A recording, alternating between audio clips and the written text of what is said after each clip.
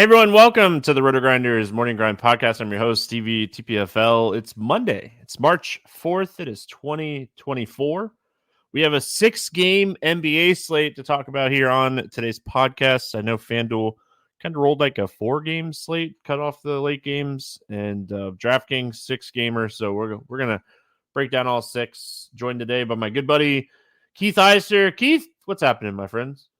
Not too much. Yeah, I don't mind cutting off late games when there's a bigger slate, but to make it only a 4-game slate, I don't love that decision from FanDuel, but it's what we're dealing with, so we'll make do. But yeah, Sunday went pretty well. Long day of NBA on Sunday as well. Had some early games and then into the night as well.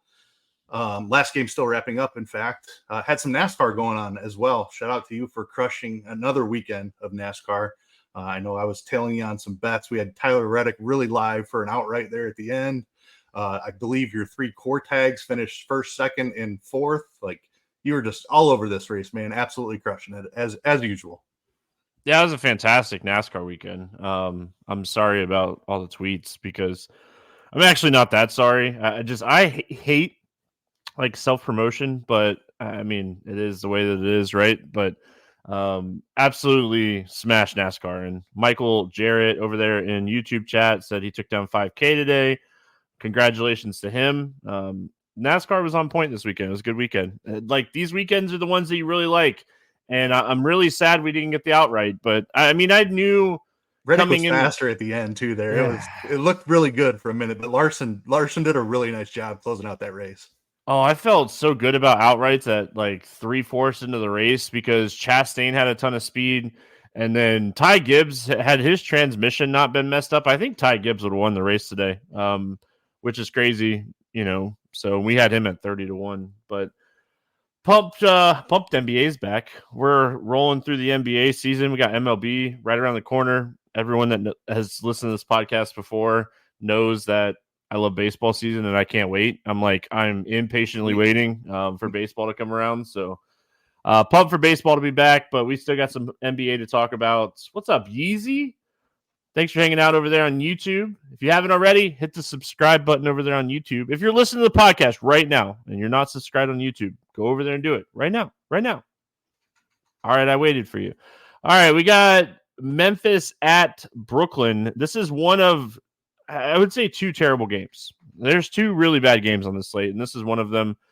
Brooklyn's an 8.5-point favorite. Memphis side, Bane, Clark, Triple J, Ja, Pittman, Rose, Smart, Zaire Williams out. Triple J is technically doubtful, but it sounds like he's on the outside of doubtful. And then on the Brooklyn side, Simmons is questionable and Thomas is out. Memphis is one of the worst teams in the NBA right now. I mean, I'm just going to fat out, be blunt with this one. They're awful. Washington's awful right now. Memphis is awful right now. Utah's awful right now. Detroit. I mean, Detroit's been awful all year, but I'm just saying, like, some of these teams, like, just have been atrocious. And Memphis, like, you go over and you use the court IQ tool here, and it just spits out stuff because it doesn't know what to think. I mean, they're now, like, there's so many people out. There's like 25 players on their roster because they've gotten so many injury exceptions and so many 10-day contracts and 2-way players. It's just an absolute mess. I mean, I guess we should probably start with the pricing. Like, the pricing's kind of nice. I mean, the game potentially not going to stay close here, but I mean, even in a non-close game, the pricing's somewhat nice here. Concher and Kennard is back. It's definitely going to throw a wrench into what we're looking at overall here for Memphis. I think this is one of those spots where I'm okay with firing some shots on, like, Jordan Goodwin, Williams, and then potentially like Gigi Jackson. But I don't feel good about playing any of these guys. Do you think Jamison continues to play decent minutes? That is a great question. I have the honor of projecting this nightmare as soon as we get off of this podcast. And I believe I will initially project Jamison. He missed last game. It's because he's on a 2-way contract, and there's only so many days, so many games you can be active for on a 2-way contract. So he was out last game, even though Jackson was out as well. I imagine they activate him for this game. I would say if Jameson is not starting, you absolutely cannot play him. There was definitely confusion over the weekend on whether he was active or not at all as they announced their starting lineup. And Lamar Stevens ended up starting. He only played 17 minutes. So, I mean, that's just the kind of stuff that we're dealing with. Your starters playing 17 minutes and guys off the bench getting 30-plus minutes of run. It's an absolute nightmare. Jaren Jackson Jr.'s had like a 36% usage rate since Bane and Morant have been out. So spreading around that usage to a bunch of G League players it's an absolute nightmare, and it's going to vary wildly from game to game. So it's impossible to feel good about anyone, like you said. Brooklyn is not the best matchup. They play slow. Their defense is okay. And we don't know what Memphis is going to do with this rotation at all. So it's going to be really difficult to play these guys. I think I feel pretty good about Gigi Jackson just because he's going to have some type of role. It's probably going to be off the bench, but he shoots a lot when he's out there. He does a little bit of rebounding. I think he's in play. Aldama, I feel pretty good about getting the minutes. Feel pretty good about Goodwin starting at the point guard. And Vince Williams is going to have his role, but he's priced accordingly, and it's not a great matchup. So I don't know if I love spending all the way up to Vince Williams, but those are the guys that I feel confident about will be in the rotation. Kennard and Conchar are kind of on this minutes restriction here recently, have been playing off the bench, or at least they did in the last game. So if Kennard or Conchar were in the starting lineup, I would feel pretty good about them. It's impossible really to know until we have the starting lineup. Like you said, the Trey Jameson thing is incredibly interesting. If he starts, he's in play for me. If he's not starting, I don't think you should play him at all, even in 150 lineups. Lamar Stevens has been very volatile. Like he shoots a lot sometimes. Sometimes he doesn't do anything. Sometimes he plays a decent amount of minutes. Sometimes, like this last start, he was projecting as one of the top values on the slate and then just plays 17 minutes and falls flat. So tons of risk here with Memphis. Not a great matchup. Really dicey situation. Really need the lineup and other news before we can fully break it down and make decisions. I think Luke Kennard plays like 26 plus minutes, and it's an ugly 26 plus minutes, but he's 4,800. And you mentioned the pace. The pace of this game's not great, and as bad as Memphis has been, they're still a pretty solid defense. I mean, they ranked 10th in defensive rating over the last 10 games. So throughout the season, I think they're 11th overall throughout the year. So like they continue to play good defense. This game just kind of stinks, but it's a 6-game slate. So it's like, where am I looking? And we do have some back-to-backs. We have some potential injuries. We do have some potential value in certain places. So, I think this is one of those games you're like, but let's go to the Brooklyn side of this one. Thomas still out. Schroeder played 34 minutes against Atlanta the other night. He shot terrible. He shot 30% from the field and put up 33 fantasy points. He's still 5,900. And, as good as Memphis has been defensively, I think it's hard to kind of just overlook just how Schroeder's been playing here. And his scoring has been solid. And, obviously, like in a matchup against Memphis, you're like, I don't necessarily want to play a lot here. Claxton's price is okay. I really think like my main play from Brooklyn is going to be Schroeder. Yeah, I completely agree with you. With Cam Thomas out, he should have a really solid role here. The minutes have varied a little bit, been ticking up here recently, 34 in the last one. Worth noting, Ben Simmons was out for that game where he played 34 minutes. So if Simmons is out again, I think you can lock Schroeder into 30-plus minutes in this spot. Too cheap for that role. I like the Nick Claxton call quite a bit, particularly if Ben Simmons is out. Simmons alternates kind of between the point and the 5, which is very rare, but those are the positions that he plays. So a bump to Schroeder and a bump to Claxton if Ben Simmons is not able to suit up for this one. Bridges is fine. I don't know that I'm spending up in that range for him in this matchup against Memphis. I think there's blowout risk. I think it's a bad game environment, but he can certainly get it done. Cam Johnson is going to be out there. I don't love him at 5,800, but again, just a guy who could potentially pop in this spot. But Schroeder and Claxton, easily my 2 favorite plays. Yeah, I don't mind Claxton. Sharp, he hasn't been playing as much since he's kind of come back, and like Claxton has like kind of cemented his role in this team. And I think Bridges is always your like ceiling guy. It's just he's so inconsistent. Like you're gonna get anywhere from 20 to 50 fantasy points, and really just kind of comes down to he shooting well? Is he hitting those threes? Portland at Minnesota, another fantastic game, right? 212.5 total in this one. Minnesota is a 14.5 point favorite. Minnesota is on a back-to-back for this one. Portland, no Brogdon, no Henderson, no Sharp, no Williams. Grant doubtful, Ayton and Tybal questionable. Let's start with Portland here first. They're obviously very shorthanded. Tough defensive matchup. Minnesota is a phenomenal defense. They've been throughout the season, they've fluctuated a little bit, but they've been the number one defensive rating team pretty much all year. And even if we look at the last 10 games, Minnesota still number one. So Portland shorthanded. We don't trust anything, but what do we want to play or not play here for Portland with, half the team out? Yeah, hate the matchup, but there's a lot of opportunity to go around here. Grant's had a huge usage rate of late, so him being out definitely matters. I think the guy you're looking at there is Jabari Walker, 4,700, probably steps into the starting lineup again. If Ayton misses as well, we're probably going to get Duop Reith starting at center. Of course, you've got Gobert on the other side there. It's just a really tough matchup, but the opportunities for these guys are more than their salaries. It's just, if it was a better matchup, we would have a ton of interest in these guys. Just against Minnesota, it's hard to click. Murray's been starting and playing huge minutes, but he doesn't do anything when he's out there. We've seen Higgins flash some upside a couple of times here, but that's random. I'm not sure that I can count on that or that I want to chase that. You would need Tybal out, I think, for that. And then even then, Banton is there, and that's a little bit of a risk. Don't think there's any chance I'm spending up for Simons in a really tough matchup. The usage should be incredible without Grant, but just against Minnesota, I don't see him finding a ceiling. I think there's a pretty high likelihood of a blowout here. So reservations on my Portland ownership. I would say Walker is going to be my favorite play here without Grant. I think Reith is in play as well if Ayton misses.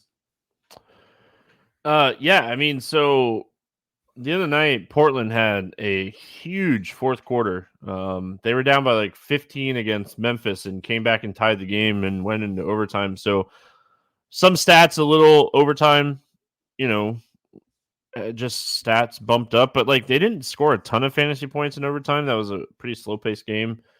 I think it was like a 207 game with overtime. So, I think for me, ceiling wise, Simons. I think if you're looking for value here, Walker, I think is a really solid value play. I think Kamara is someone you could take some shots on here in large field tournaments. I think they want to get him 30 plus minutes a night here with all these guys out.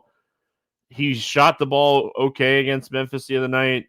I think he's someone that can put up 30 to 35 fantasy points here. So I don't mind it. And then, like you mentioned, if Tybal does end up sitting in this game, I think Ashton Higgins is someone we have to kind of have on our radar and list.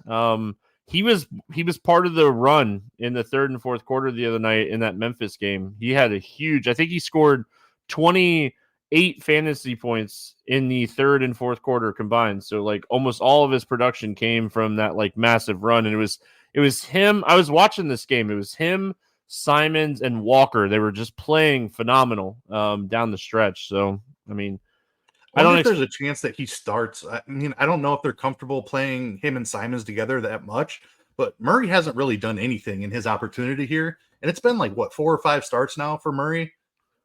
I don't know. Maybe they make a change to the starting lineup. That could make things a little bit more interesting. So the other night in the second half, they started Simons, Kamara, Reith, Banton, and Murray.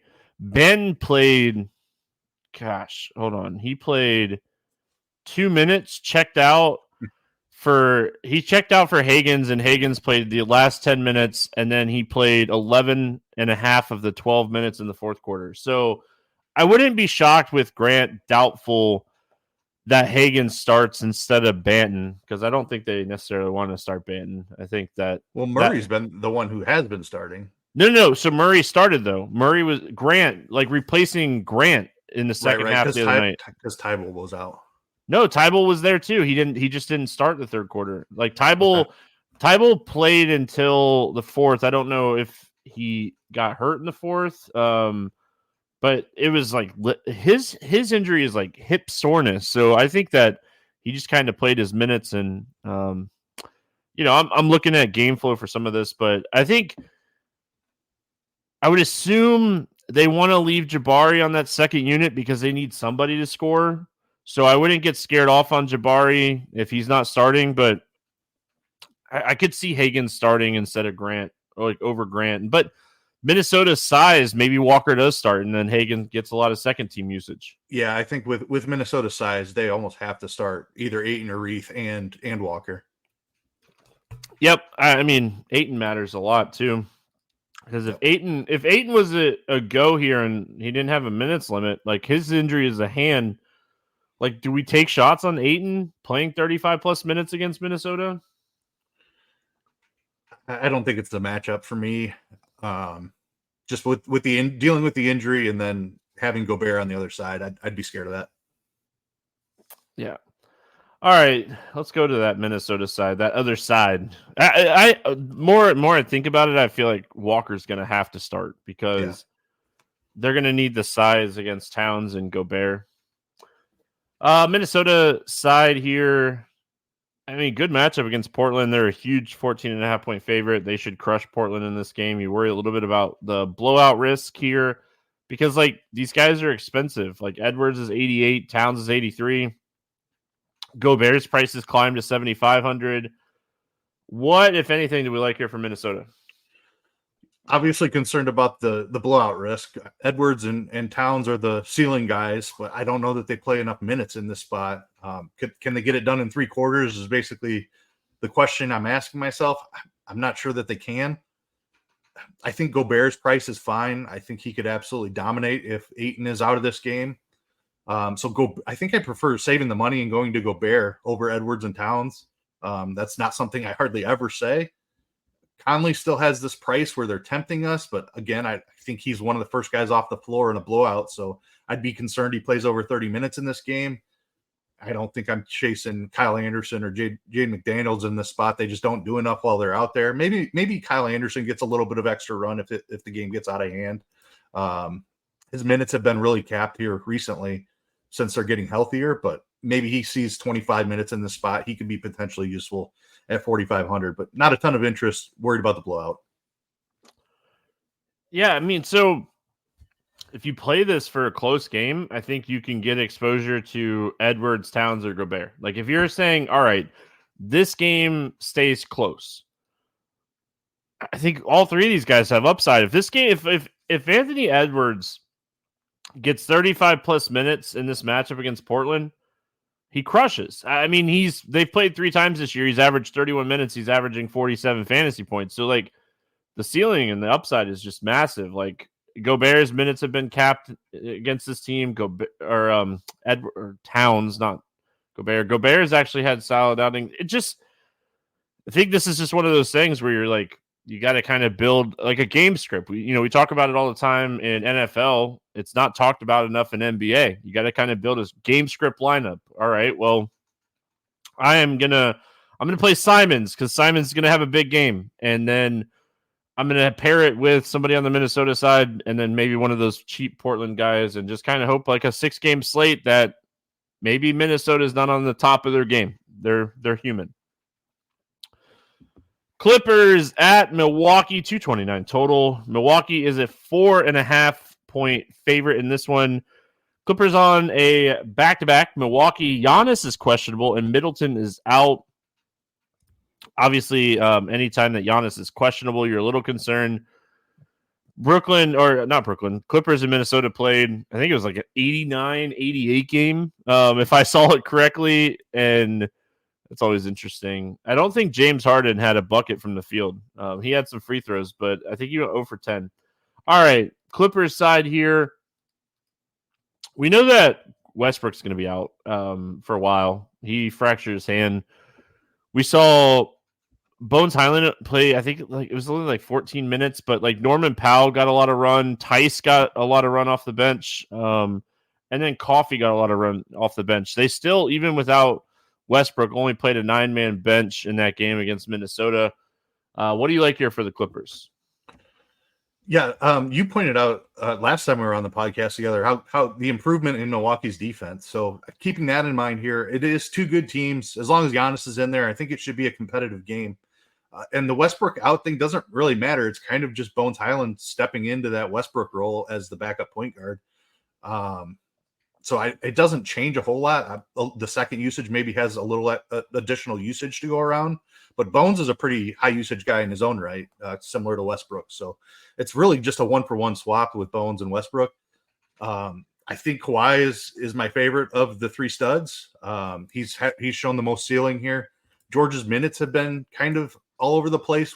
He's still dealing with that injury. His minutes have been. We've seen him play upper 30s a couple of times recently, so I don't think he's necessarily on a minutes restriction.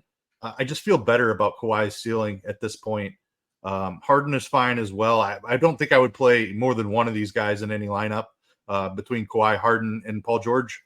But they're certainly all three of them are in play because I think we should have a tightly contested game.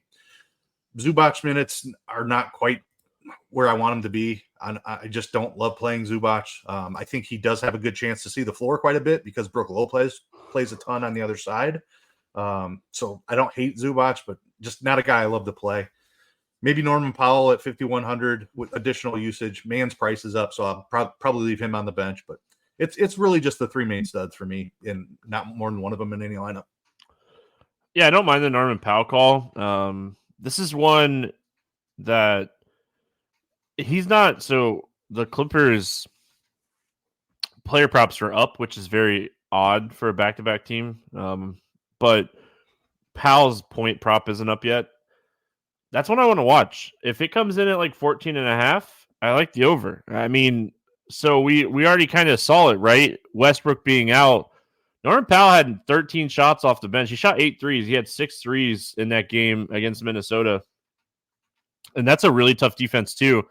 His second team usage is going to be so much higher with Westbrook out.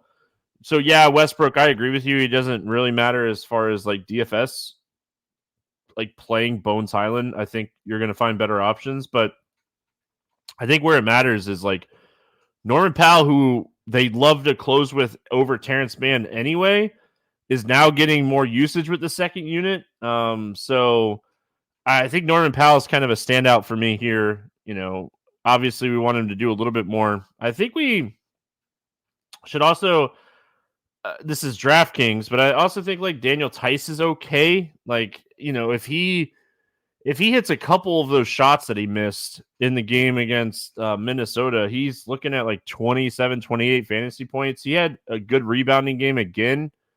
So I don't mind Daniel Tice. Like thinking about like Bobby Portis and like who he'll kind of match up with here, I think Daniel Tice is okay for large field tournament stuff.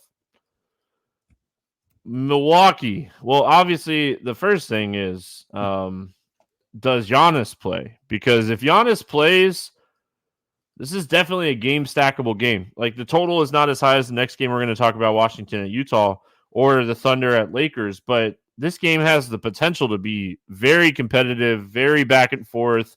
Studs taking over this type of game. If Giannis sits, I mean, I think Lillard is a top play on the slate if Giannis sits. What do you like here for Milwaukee? Yeah, I agree. Lillard is the top play on the slate if Giannis sits. The matchup is not good against the Clippers, but Giannis obviously does everything and has a ton of usage, which Lillard would pick up a ton of that. Obviously, rebounds at a really high rate. That doesn't necessarily help Lillard, but could be a nice boost for a Portis or a Crowder type of guy. But yeah, Giannis out, all of the Bucks would be in play. My favorite would be Lillard, followed by Portis, I think, and then Brook Lopez. All three of those would be grading out pretty well, I think. If Giannis is in there, I have interest in Giannis just because it should be a tightly contested game. Giannis has upside for 40 minutes in this spot, honestly, as if the game stays close and they're going back and forth in the fourth quarter. I like Lillard at his price. It's been an inconsistent year for him. He hasn't shown as much ceiling, obviously, as he has in the past playing next to Giannis, but I still think it's in there. And now that he's under 9K, like I don't mind taking some shots on that.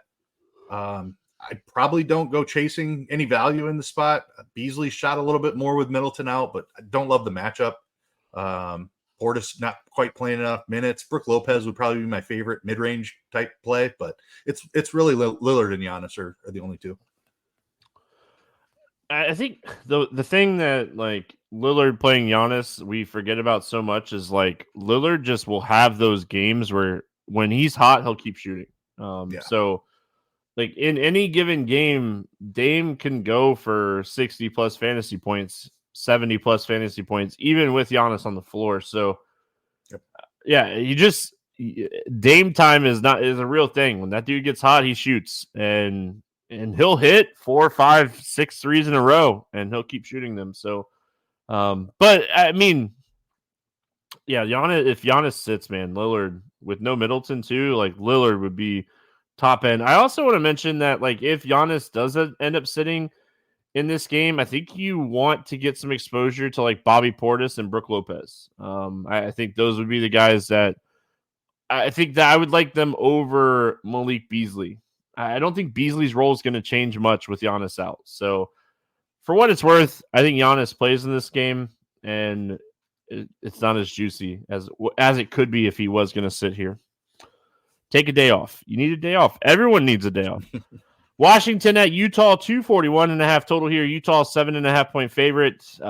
Washington's good to go, but man, Utah, no Kessler, no Markkanen for this game. Big news on this smaller slate. These two teams are awful. We were talking about just a second ago. These two teams are struggling. Washington has lost 10 straight. Utah is 2-8 in their last 10 games. But pace-wise, this game has all the pace in the world, right? Washington's playing at the fastest pace over the last 10 games. Utah's 7th in that span. Defensive rating, Utah's dead last. Washington's 28th. Like, this is an ugly, fast-paced game with all of the potential scoring in the world. Talk to me what you like here about Washington. Yeah, I mean, best game environment of the night. Don't care that the teams are terrible because they both play fast and they both don't play defense. So that equals DFS scoring, and that's exactly what we're chasing. Start on the Washington side. The Kuzma has been incredibly consistent here. He hasn't necessarily flashed a huge ceiling, but he's been putting up like 45 to 49 DK points the last 4 games, and they've been really tough matchups. He's gotten the Clippers and Cleveland in there, which are two of the hardest matchups. Lakers and Golden State, no cakewalks either. So Kuzma's been really consistent lately. I don't hate that at all. Avdia is a guy who's seen a huge uptick in usage and rebounding here in the past couple of games. Love the spot for Avdia. I think he has a massive ceiling, like 40 plus fantasy points in this spot. Jordan Poole is a guy, since moving to the bench, like his ceiling has increased. You said Dame time is real. Pool parties are real too.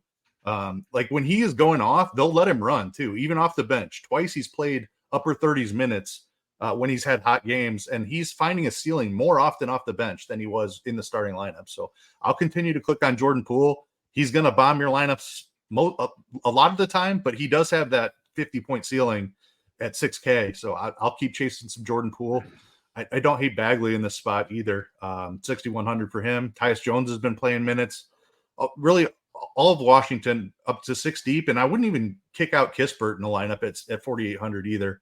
A little inconsistent on the minutes, but I think he has upside with his scoring ability as well if he's the one shooting hot. But tons of interest in Washington. I think I would start with Kuzma and Avdia, and then Jordan Poole would definitely be my next look. Yeah, I love the Kuzma call. I think he's a top-end option on this slate. I like this spot a lot for him. I think Poole is another great call here. Like, he's 6K, his second team usage. The shots have been phenomenal. Like, he has ceiling. Utah's terrible defensive. Utah side of this one, no Markkanen and no Kessler. What are we doing with the Jazz here? Yeah, I mean, first thing that jumps out to me is there's some rebounds to go around, and Washington allows a ton of rebounds. Last I checked, they were allowing the most in the league. I haven't checked it in a couple of weeks here, so I'm not sure if that's still the case. And then what John Collins has done since moving to the 5 is also jumps off the page. The last game, Taylor Hendricks came out of nowhere and grabbed a ton of rebounds. So I have interest in Collins and I have interest in Hendricks, assuming that Hendricks continues to start. And I think that's definitely locked in now that Markkanen is out as well. And then there's a ton of usage to go around because Markkanen is sitting. Keontae George looks like he is taking a massive step forward here. He's been playing well since moving into the starting lineup. And now the minutes, like we were seeing like 28 minutes when he first stepped into the starting lineup. Now we're starting to see 34, mid 30s. So I think Keontae George very much in play, coming off an outstanding game against Miami. If he's going to play 32, 34 minutes in this spot, awesome matchup. Think he's very much in play. Sexton is definitely already has a ton of usage. If he gets even more in the spot, he's in play. And then Clarkson off the bench, we know he has the usage as well. As far as who benefits from Markkanen being out, like who's going to step in and play the minutes, I honestly don't know. I'm trying to think here. Like, does Chris Dunn step into the starting lineup possibly? I don't know if they want to start a guy like Sensabaugh. My initial thought was Horton Tucker. Yeah. That's certainly a possibility. We saw him get dusted off in the last game. He played 20 minutes. So I don't think that's out of the realm of possibilities. He's like definitely need a starting lineup here. No, I was just gonna say he's like him and Chris Dunn are like one of the two guys off this bench that have actually played 30 plus minutes this season, right? Like Yurt Seven's minutes are so capped. I don't want to trust any of these guys, but I lean taking some shots on Horton Tucker. I mean, it's more of I think that he's going to have to play minutes here. Like, they don't have a very deep bench, and obviously they can G League it up, but I mean, this is not a very deep bench. Like, even, the other night against Miami with Markkanen, they played 10 deep, but like two of those guys played under 10 minutes. So Markkanen is 40 minutes a night guy, and with him out for this game, it's huge. That's a lot of minutes and a lot of production points and stuff wise. Yeah, I mean, I think this is a great spot for Utah. I think Hendricks is one of my favorite plays on the slate. Not even just in this game, just one of my favorite plays. Like, I was looking at his rebound prop before we got rolling here, like doing our morning grind game. His rebound prop is at 6.5. It's minus 150. Like, if you're just curious, like, what type of line we're potentially looking at here, I think Hendricks is going to see a lot of production rebounding wise, and then points wise, I feel like Keontae, Collins, and Sexton are all going to have to score more in this game. So, I mean, yeah, I like Washington plus 7.5 in this game for what it's worth. So that's one of my morning grind plays as well. I think that Washington can keep this game close enough that we should. This game opened at I think it was 10 or 11, and it's already been bet down to 7.5. I wouldn't be shocked if like this ends closer to like 5.5 by the time this game locks.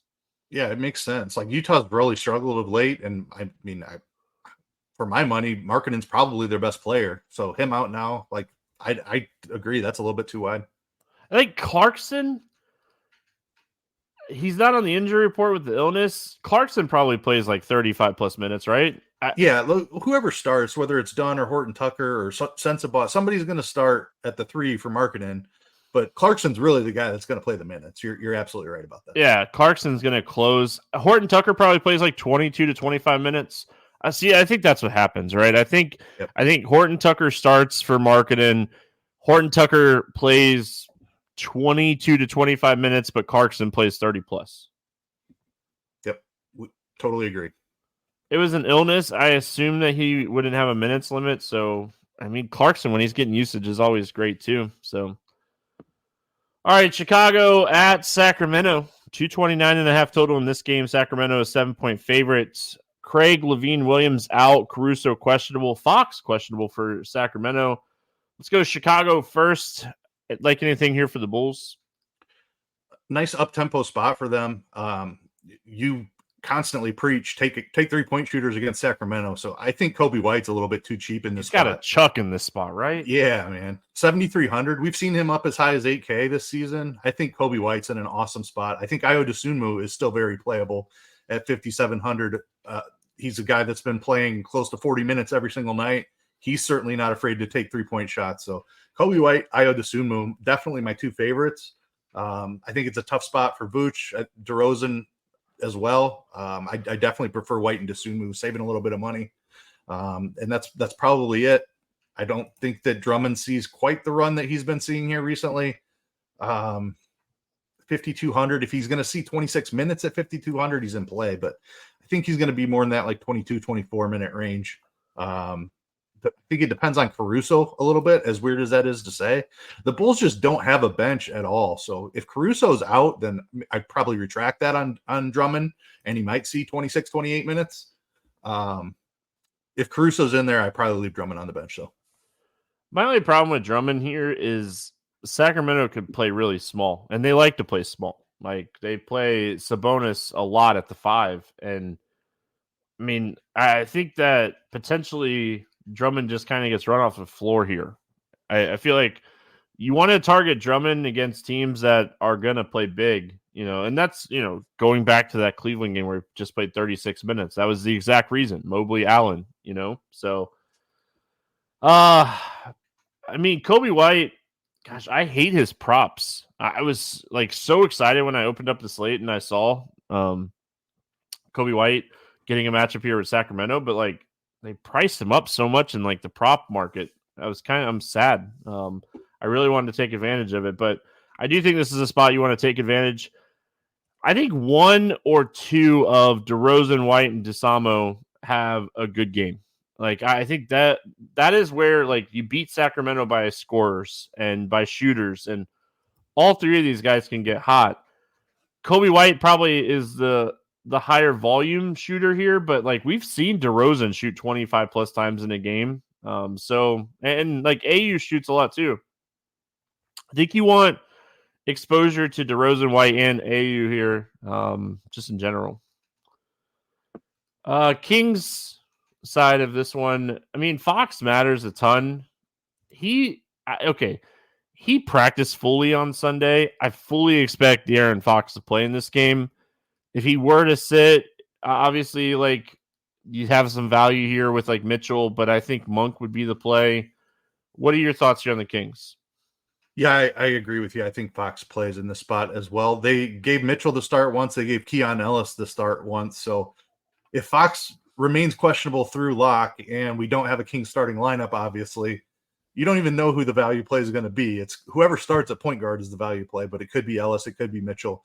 Luckily, they're $100 apart, so you plug in Mitchell, who's $100 more. If Ellis gets the start, it's a super easy swap down to Ellis. But I'm with you. I think Fox plays in the spot, and in that case, I have a little interest in Fox. He has actually been playing really well until this injury here.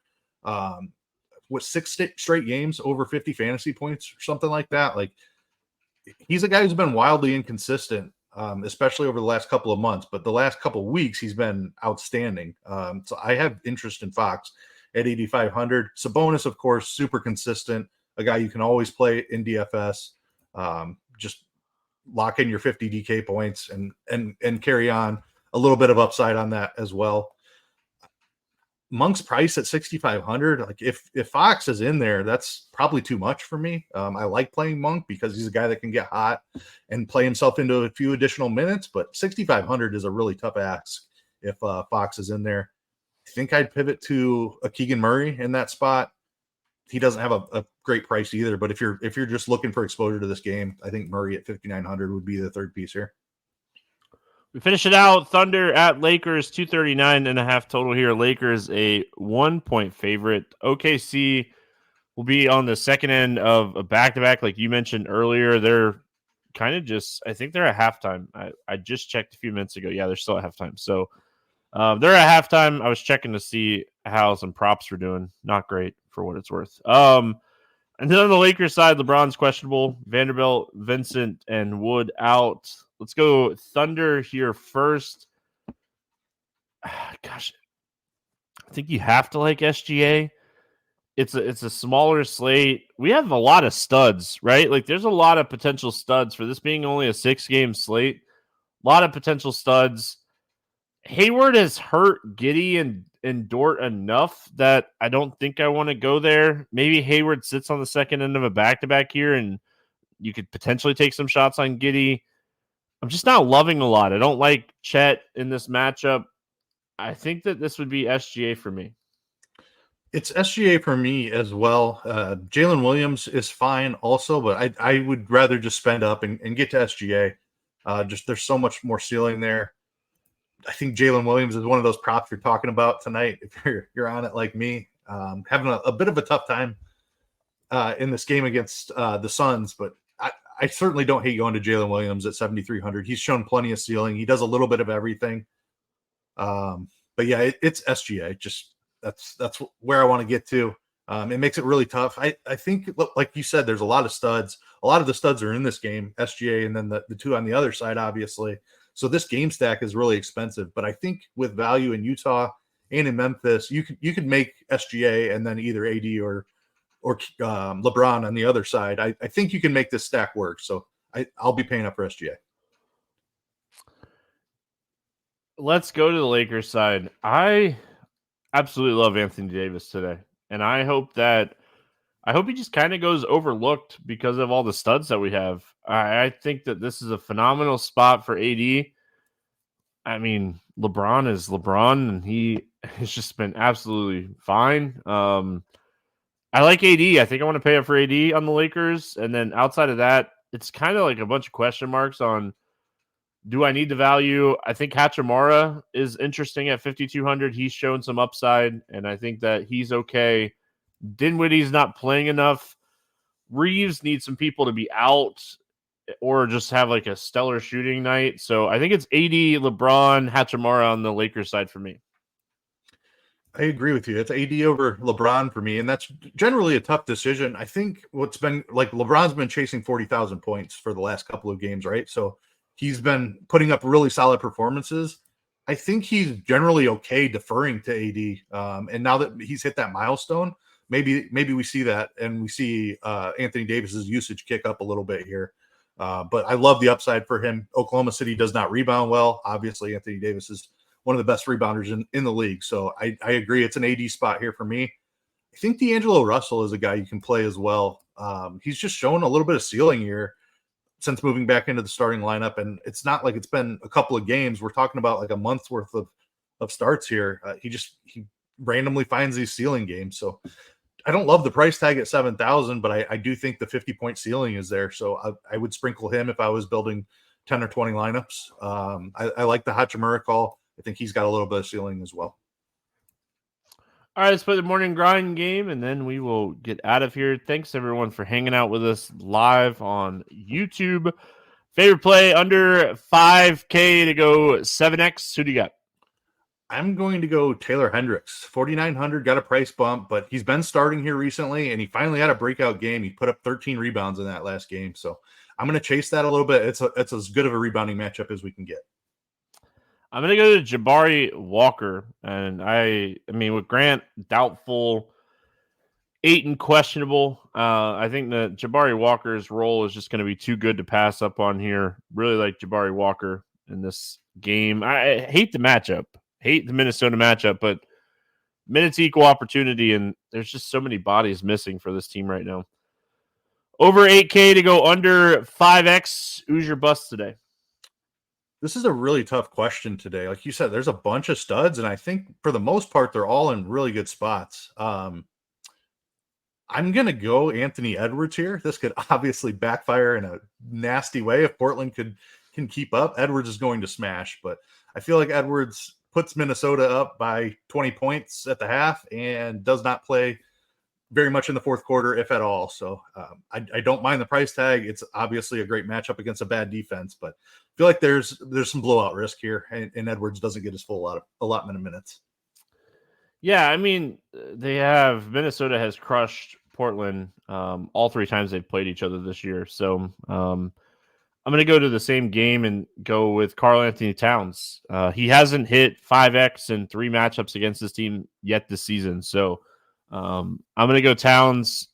They're typically very quick to get him off the floor in blowouts, and for good reason. So I'm going to go Cat here. One of those guys will probably go for 60, and one of us will look dumb. But if this game stays, well, it goes back to what we were talking about when we were breaking down the game. Like in a tournament perspective, if you stack the spot and this game stays close, you're off to the races. Yep. Favorite 6-6 play. Who do you got? I'm going to go Dennis Schroeder here. Memphis has played good defense, but I just think his role is too good for his price tag. And that's especially true if Ben Simmons is out. Again, if Simmons is out, I think he plays mid-30s minutes in this spot. So don't really care about the matchup when he's only 5,900. Yeah, I'm going to go to my boy Keontae George. He's just playing a ton of minutes. He's shooting a lot. They need him to do a lot right now. So I like Keontae George a lot. And I think that no marketing means Keontae George probably plays like 40 minutes. They have nothing to gain at this point. Getting him minutes is very big for this team. So I'm going to go to Keontae George. Let's get weird. GPP play of the day. Who do you got for us? I'm going to go to Memphis with this, and it's not comfortable. Their center position has been an absolute disaster. I think Trey Jamison is active for this game, and I think he starts. Probably only going to be projected for low 20s minutes because Lamar Stevens is there as well. I think Jamison has some ceiling. There's always foul trouble risk with him, so people never like to play him. I think he's going to be low owned because he's not going to be projecting super great, but I do believe in the ceiling. Give me some Trey Jamison. I hope he gets the start and we can play him here. Yeah, I think that's a really solid one. He was actually one of like 3 people that I had thought about when I was doing this game. I like Daniel Tice as my Let's Get Weird GPP play today. I think there's an opportunity for him to play 28 plus minutes in this game. And gosh, they might be ugly minutes, but like he's rebounding a lot right now. If he can have one of those games, right? One of those games where he puts the rebounds and the points together and goes for like 12-10. 12-10 at 4,100. Sign me up. So I'm going to go to Daniel Tice as my Let's Get Weird GPP play today. All right, let's go to the morning grind betting section here. You got a player prop or pick 'em play that you like here?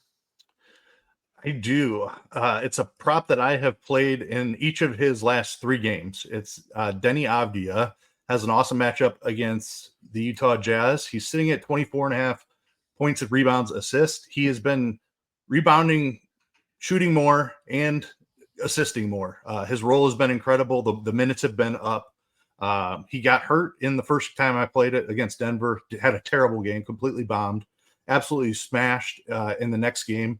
Put up 45 PRA, and then caught the hook on the last game against the Lakers. So three tougher matchups, and has approached this and smashed it once in the last 2 games. Now he gets Utah, which is an incredible matchup, and it's Utah without Walker Kessler and Lauri Markkanen. Down a couple of rebounders, just not near as good of a team. I think it's an awesome matchup here for Denny Avdia. I like him to go over 24.5 points, rebounds, assists. All right, I'm jumping on with you here, and I'm actually going to this game as well. I got Kyle Kuzma over 23.5 points in this one. Love what Kuzma has been doing here, and I love the potential of this game with no Kessler, no Markkanen. Markkanen's the big one for me. Markkanen is someone that Kuzma would probably struggle with a little bit here, so I think that Markkanen being out, Kuzma has a higher chance to have a ceiling game here. He's been crushing. He has at least 27 points in 3 of his last 4 games, and those were tough matchups. This game is going to be fast. This game is going to be fantastic for points. So I'm going to go Kyle Kuzma over 23.5. I did a little single game parlay. I threw in your Denny pick because I absolutely love that, and I love his new role. Did a little Kuzma over 23.5, and I took Washington plus 7.5. I think Washington keeps this game close, and I had already bet them plus 7.5, and now I made it a little single game parlay because we're both on this game already. So why not? I think it came out to like plus 475. So there you go. Love that. I'm gonna put that in myself. Yeah, why not? Yeah, little funsy morning grind, like morning grind special. So, all right, Keith, any final thoughts before we get out of here? I think that'll do it, man. Baseball's getting awfully close. Really starting to get excited. Oh, I put in my first baseball bet like 2 weeks ago, and I absolutely love it now. Like, just absolutely love it. Do you want to take a wild guess what it was? I'm gonna say you put some money on a World Series winner. Nope. All right. There's an award. I'll give you a hint. Juan Soto MVP. God, Keith, I'm a Red Sox fan. I forgot. Juan Soto's been absolutely crushing, though, and he fits that ballpark perfectly. I haven't not looked at MVP odds, but Juan Soto is going to compete for an MVP this season. Sorry. All right. No, I know. I'm very, very scared of that, but I got Wyatt Langford at 7-1 for Rookie of the Year. Rookie of the Year, yeah. And he's just smashing. This dude has – okay, so I'm a Gator. I have followed Wyatt his career through the University of Florida, and, like, he has so much power. If he makes the opening day roster, like, it's already at 475. It's already down to 475. He started crushing balls, and, like, there's, like, people like, oh, that was a wind home run. He got up, like, two innings later and just smashed one so far. Yeah, he might be major league ready, man. His power and his bat speed, and I like him a lot. So yeah, that was risky because you're obviously a little concerned about his making the opening day team with that team, Texas. But yeah, got to root for my Florida boys, man. I feel good about that one. He started hitting home runs, and I was like, yeah. He looks like a stud for sure. Yeah. Gosh, if they can stay healthy, that's a team to watch this year. I was like looking at baseball, like World Series baseball stuff, and I was like, man, Texas, if Texas can stay healthy, that is one team I don't think you'd want to play a 7-game series with. Yeah, no doubt. I mean, they just coming off of a World Series with DeGrom and Scherzer on the shelf, that enough is right there. Plus, they have got some really young kids, like Langford and who's the guy that burst onto the scene? Yeah, Jung coming back, who was injured last year, and then the outfielder too that broke out late in the season. Evan, I'm losing his name right now, but you know who I'm talking about. The young outfielder that was up there last year, right? Yeah, Carter. Yeah, Carter. Looks really good. And obviously Simeon and Seager there. So yeah, they're going to be super good again. That's what I said. Like, I'm a little concerned because, like, where are you going to put Langford? I mean, I think there starts for him in left field or DH because they lost Garver, who did a lot of DHing last year. I think their starts available at DH. He could make the team. Yeah. Gosh, I would love to see that. Like, that team, I was looking at it, I was like, gosh. Yeah. So good. Well, because like your starting rotation, healthy starting rotation is what? Scherzer, DeGrom, in whatever order you want to do there. John Gray, Nathan Eovaldi, like, yeah. So, and I mean, they might still sign Montgomery. He's still out there on the free agent market. Seager, Simeon, Jung, Loaded. Carter, Garcia. Gosh. All right. Ready for baseball. All right. Anyway, that's going to wrap it up here for Monday. Appreciate everyone hanging out with us. Listen to our baseball rants, but you all know that I definitely can't wait for baseball season. Keith as well. Our teams are going to be awful this year, but it's okay. Hope everyone has... Yours is going to be. My team's going to be awful. Hope everyone has a great day. Back tomorrow talking hoops. Good luck. We'll see you then.